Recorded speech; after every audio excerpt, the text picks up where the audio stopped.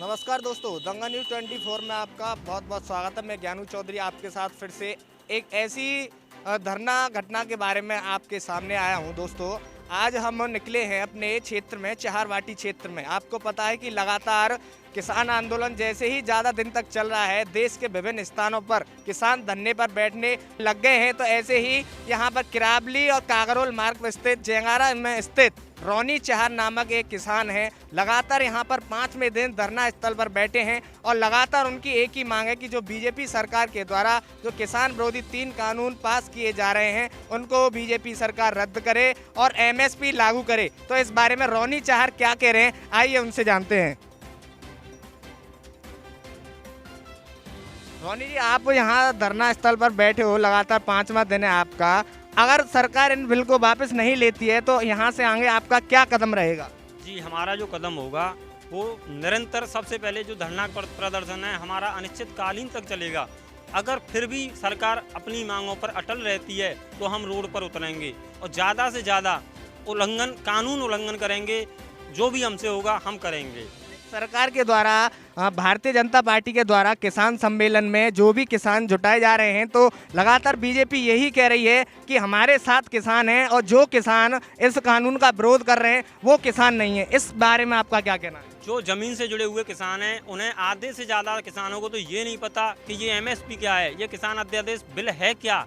मैं बस इतना कहना चाहूँगा कि जो भी किसान सरकार के पक्ष में पहुँचे हैं, वो किसान ज़्यादा से ज़्यादातर जो जुमलेबाज नेता हैं वो इकट्ठे करके लेके जा रहे हैं और वो सब उनके ही नुमाइंदे हैं। बस मोदी सरकार तो लगातार किसानों को साधने के लिए निरंतर प्रयास कर रही है। आपको पता है कि 25 दिसंबर को अटल बिहारी वाजपेयी की जयंती बनाई गई और किसानों के खाते में 2000 रुपये की धनराशि भी डाली गई। तो वो किसान को आकर्षित करने की कोशिश कर रही है। बहुत से किसान ऐसे भी हैं कि किसान सम्मेलन में उनके साथ इस बिल का समर्थन भी कर रहे हैं। लगातार निरंतर प्रयास है बीजेपी का, यही है। और 30वां दिन आज चल रहा है। गाजीपुर बॉर्डर और देश के तमाम हिस्सों पर बहुत ज़्यादा किसान जुटे हुए हैं। किसान आंदोलन बरकरार चल रहा है, फिर भी सरकार की तरफ से अभी कोई झुकाव नहीं आया है।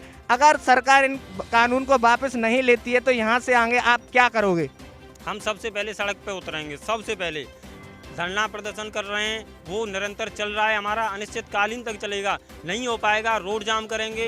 रोड जाम नहीं, अगर रोड जाम पे भी नहीं मानी सरकार तो तोड़ फोड़ तक भी हम पहुँचेंगे। क्या नाम है? मैं इंजीनियर अवधेश सोलंकी, प्रदेश महासचिव किसान कांग्रेस। यहाँ पर जेंगारा में जो रोनी चहर हैं, उनके नेतृत्व में जो किसान धरना प्रदर्शन कर रहे हैं, तो इस बारे में आपका क्या कहना है? क्योंकि लगातार आज 31वां दिन है और गाजीपुर बॉर्डर पर टिकैत जी के नेतृत्व में वहाँ धरना चल रहा है। यहाँ भी उनके जिलाध्यक्ष वगैरह आए हैं। लगातार ये धरना प्रदर्शन कहाँ तक चलता रहेगा? 26 जनवरी भी आ रही है और 26 जनवरी को चीफ गेस्ट भी आने वाले हैं। देखिए, जो श्री रोनी चहर जी के नेतृत्व में ये धरना चल रहा है, तो पहले तो क्रांतिकारी किसान नेता रोनी चहर जी को मैं बहुत साधुवाद देना चाहूँगा कि उन्होंने किसान के मर्म को समझा और किसान पुत्र होने के नाते उसके मर्म को समझते हुए इस धरने को वो आगे बढ़ा रहे हैं। इसके लिए मैं उनका धन्यवाद देना चाहता हूँ। देखिए, लगातार आज 30वां दिन है और लगभग ये समझो कि हरियाणा और पंजाब के किसान ही इस आंदोलन में ज़्यादा सक्रिय हैं। और भी राज्यों के क्या वो किसान नहीं है? क्या वो भारत में खेती नहीं करते हैं? तो वो लोग क्यों नहीं जागरूक हो रहे हैं? ये बात गलत है। आज की तारीख में ये राष्ट्रव्यापी आंदोलन बन चुका है और साउथ इंडिया से भी जो किसान हैं चल पड़े हैं और कुछ किसान धरने पर इस वक्त बैठे हुए हैं। देखिए, किसान सम्मेलन बीजेपी पार्टी के द्वारा कराए जा रहे हैं। लगातार 8-10 दिन से सक्रिय हैं सभी पदाधिकारी बीजेपी के, तो वो भी तो भीड़ जुटा लेते हैं। तो इसका मतलब भारत में 2 तरीके के किसान हैं क्या?